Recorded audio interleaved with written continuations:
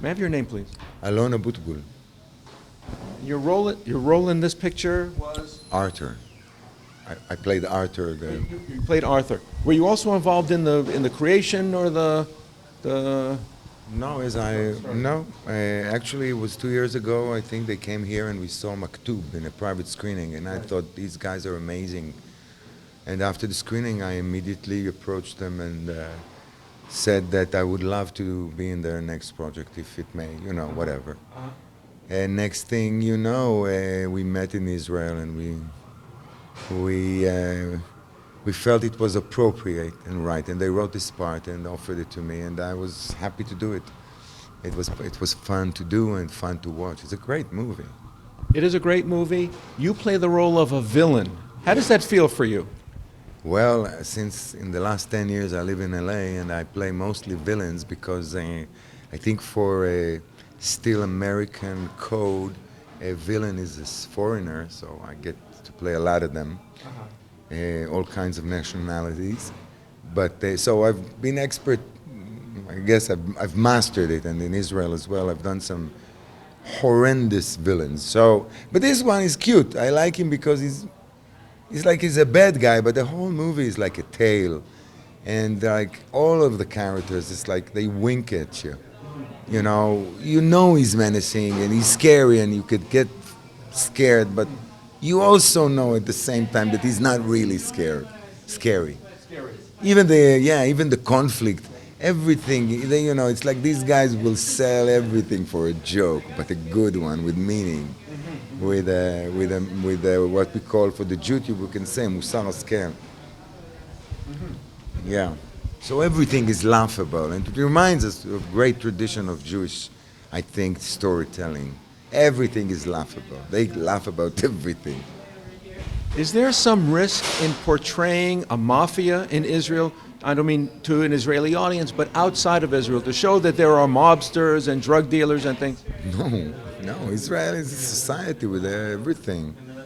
Have everything. No, I think these two guys with this film, Forgiveness and Maktub before, they represent something in their work that is very Israeli. I think if I've read somewhere that they've broken the code of Israeli audience, like they touch the core.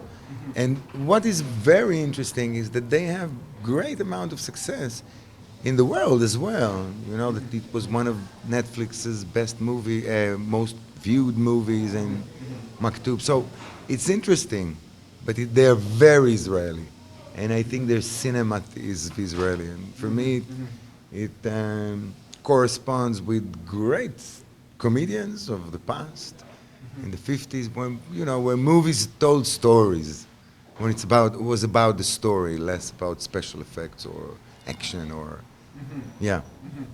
Were you hoping that your character would get some kind of a healing, a resolution, rather than a... Well, actually, I did, because I'm there in my and there was a version, I think, that he was more, but it was, you have to serve the story, right. And I think it was now no time. The audience is there, and the editor says, "Hey guys, now we have to see this close-up of Chagai, of Hanan, how he says for Guy, all the movie, tried to do it, and now he made it, and everybody cried."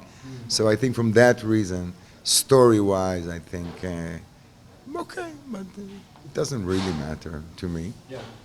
Even the villain has an element of morality during this week of Hayomim Norais.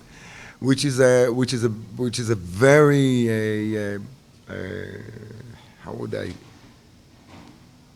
It's a common known thing that those killers and crooks and criminals in Israel were always coming into synagogue in Yom Kippur.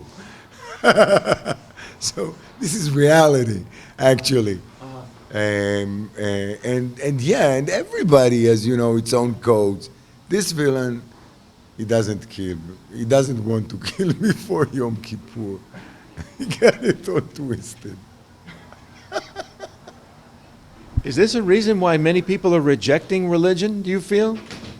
Well, I think this movie embraces faith, and Yeah. also there's a lot of religious audience in Israel, I know, Yeah. and I think Jews can relate because it touches the core, the idea that every Jew slash person maybe that knows the word and knows the meaning of the option, Yeah. that it is like a magic word. And when they take this word, this magic, that it can produce magic. When people fight that they can't see, the solution, things look heavy. He thinks of killing himself even for a moment. So when you have forgiveness, it's like a miracle in life, like a whole load is off. So when they do a movie about that, it's about magic, and then it meets the magic of the cinema. And then they play with that magic as well. The jokes are cinematic, you know. It's full on dealing with the magic. That's what I think. What kind of reaction have you gotten from the, is this the first screening outside of Israel that you've attended? Well, actually, it's the first screening outside of the premiere that I've attended. I felt the audience was captured here. Yeah. Captivated? Captivated? Yeah, captivated, full on, emotional, and into the movie. And I think it's wonderful. I really think it's a wonderful movie and a wonderful celebration. I feel honored and grateful to have met these two amazing creators, comedians, love people. It's all about love, basically. Thank you. Nice. Thank you so much. Thank you. Really good. Thank you very